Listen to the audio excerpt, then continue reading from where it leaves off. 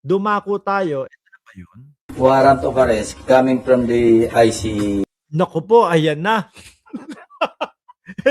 Takutan portion na naman ho ito, mga kababayan. Oho, no? Senator Bato de la Rosa. May payo dito, ha? Si ano, Senador Ping Lacson, no, mga bossing, kay Bato de la Rosa. No, kung maalala nyo ho, pag, simula po, kung di ako nagkakamali, Nobyembre pa yata, hindi pumasok si Bato de la Rosa.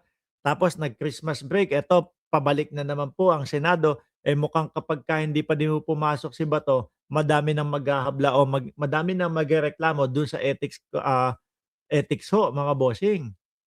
Ngayon, eto pag-usapan natin. Di ba, Danilo Espeo, shout out sa iyo. Oh, ala ko ba matutulog ka na? Matulog ka na. Uy, shh, Ma'am Neng Gigi, tulog na. Any chance baka po nakausap nyo? Kasi sabi ni Sec John Vic, around the periphery of Davao City lang daw, he's just going around on a motorcycle.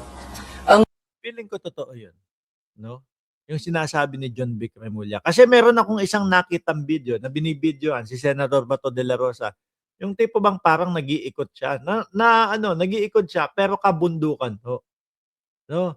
Kabundukan, mga kababayan, at sinasalubong siya nung mga kababayan natin. Siyempre, yung mga yan, siguro kung Davao, bundok ng Davao, siyempre Makabato de la Rosa yan. Di ba? Randy Wilbert Fernandez, shout out sa iyo. Ang problema kasi kay Senator Bato, wala naman tayong official na warrant of arrest coming from the ICC. Oo nga.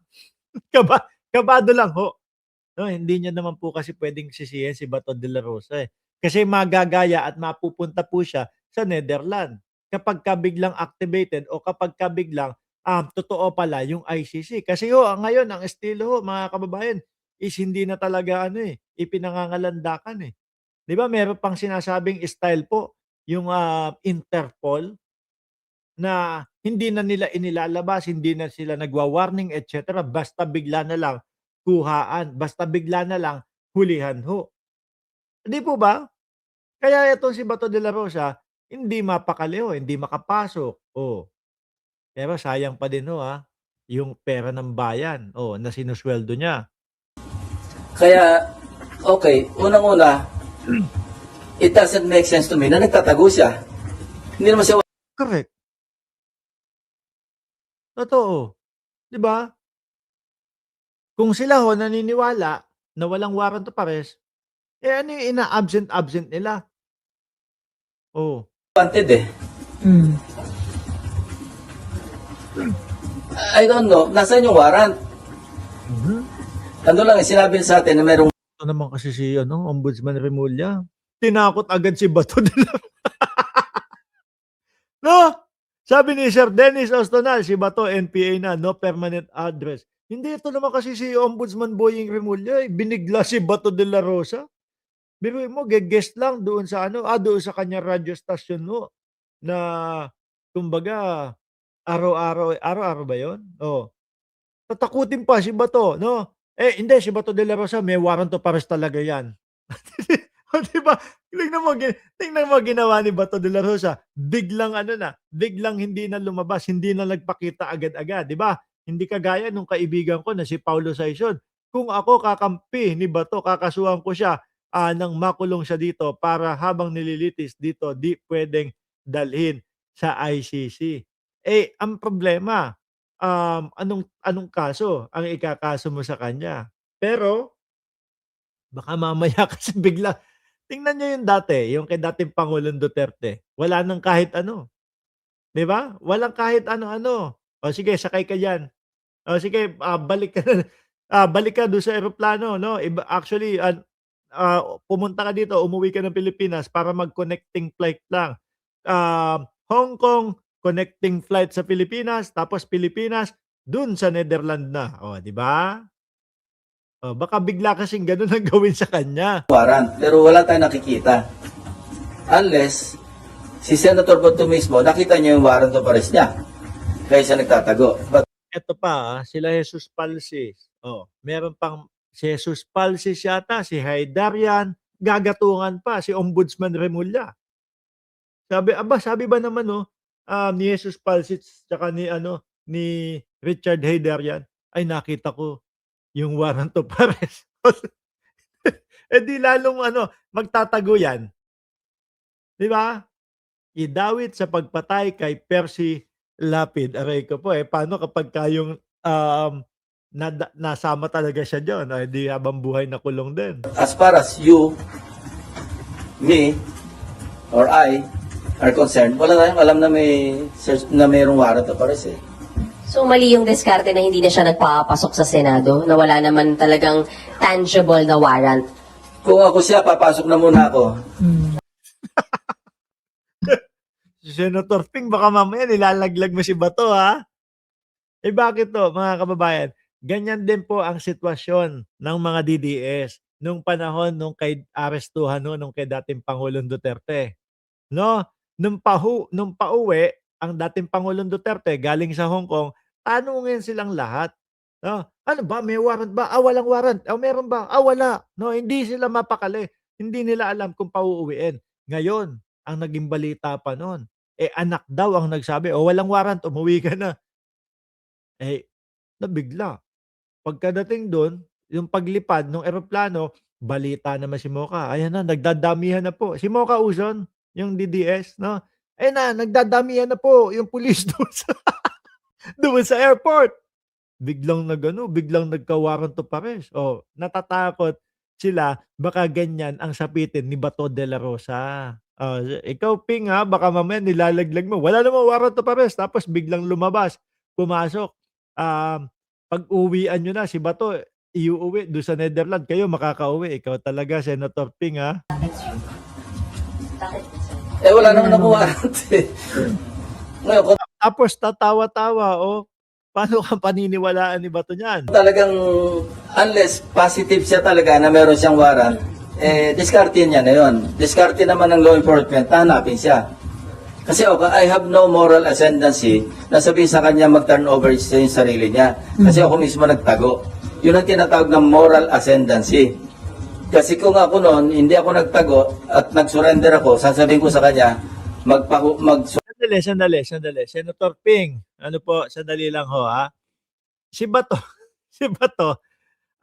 bago magtago yan, bago magtago si Bato, si Zaldico pa lang ang nagtatago nun. Bumabanat si Bato de la Rosa kay Zaldi, no? Ang sinasabi ni Bato de la Rosa kay Zaldico, flight is a sign of guilt daw o guilty, mga boss chief amo sir. Dapat harapin mo yung reklamo sa'yo. Dapat harapin mo yung problema mo. Yun yung sinasabi ni Bato, di ba? Meron pa siyang sinabi, I am ready. Meron pa siyang sinasabi, come on, Mick Madi. Lahat ho yan, mga kababayan. Pero lahat ho ng sinabi ni Bato de la Rosa, kinain niya, nilunok niya. Di ba? Nilunok niya, mga bossing. Sabi ni Queen, first time kong nakapanood ng live nyo, lagi lang akong nagda-download sa YouTube ng vlog nyo. Naku, salamat po. Tuloy, Senator Ping. surrender ka. I cannot tell him that. Yan ang kasi sabi ko kay Senator Amy magkaroon ka ng moral ascendancy bago ka mamuna. Bago ka Papunta na kay Amy Marcos, Kagaya, eto, bago tayo pumunta kay, bago tayo matapos kay Bato, sa pork barrel, umupo na si Amy Marcos, giling na yung pork barrel, etc. Ngayon, ang kaaway niya o ang kasagutan niya, si Ping Lacson. Si Ping Lacson na hindi tumanggap yan ng pork barrel ho, mga bossing. Diba? Ngayon, sino ang kakampihan mo dyan sa dalawa? Ping Lacson ba? O Amy Marcos na mayroong pork barrel? O baka kaya binabanatan at nasasaktan si Amy Marcos kasi totoo yung nakikita sa kanya. Tapos ang bumabanat walang pork barrel at hindi tumanggap kahit kailan, di ba? mag-advise. Sir, wala nang communication, hindi na po kayo nag-try since yung last year na. Hindi ko siya ginrate ng Happy New Year at saka Merry Christmas. Nakalimutan ko Kawawa naman si Bato de la Rosa. Grabe naman kayo. Baka mamaya mag-message yan o kaya mag-post yan sa kanyang Facebook page. nung kasikatan ko, nung senador pa ako, ganito, ganyan, no? Pero ngayon, kinakalimutan nyo na ako. Baka, baka, baka magtampo yan. Wala eh, ganun talaga, no? Madali nila tayong makalimutan kapag wala na tayong pakinabang o ganyan. Baka ano yan, iwan sa Facebook page niya yan. Pero, Igiritin ko siya ng belated. Pag sumagot, sabihin ko sa inyo. pero mukhang aware po yung DILG dun sa whereabouts niya. At saka hindi na yata gumagamit si Bato de la Rosa daw ng cellphone eh. Kasi natatakot din matrace. Dahil according to DILG Secretary, nasa Davao lang, di ba? Nagmumotorsiklo with friends. So, ibig sabihin, You know, if I monitor. were with law enforcement, hindi ako magte-telegraph ng mga information. Kung may intention ako na i-pursue, na hulihin. Mhm. Ibig yung sabihin, nilalaro lang. No, nilalaro lang ni Ombudsman Boying Remulla si Bato de la Rosa. Pero mga kababayan, tingnan niyo ho. No? Dalawa eh, magkapatid. 'Di ba? Kay Ombudsman Boying Remulla, may warrant of arrest.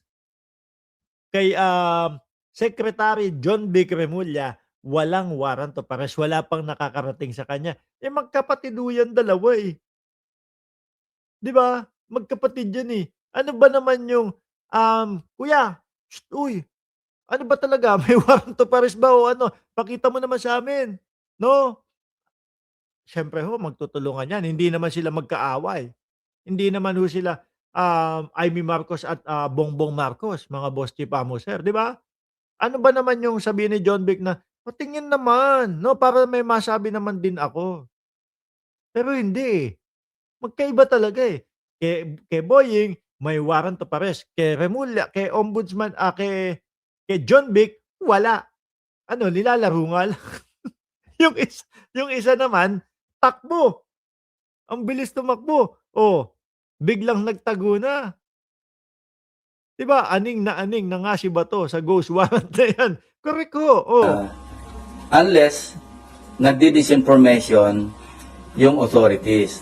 Alam nila kung nasaan, sinasabi nila kunwari nasa Davao para maging kampante. Ginagawa ko rin yun ng araw.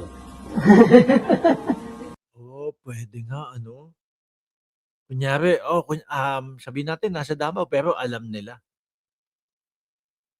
Para kampante nga si Bato. Ay, akala nila nasa Davao ako. Tapos yung pala, biglang, boss Bato, suot mo na tong pusas mo.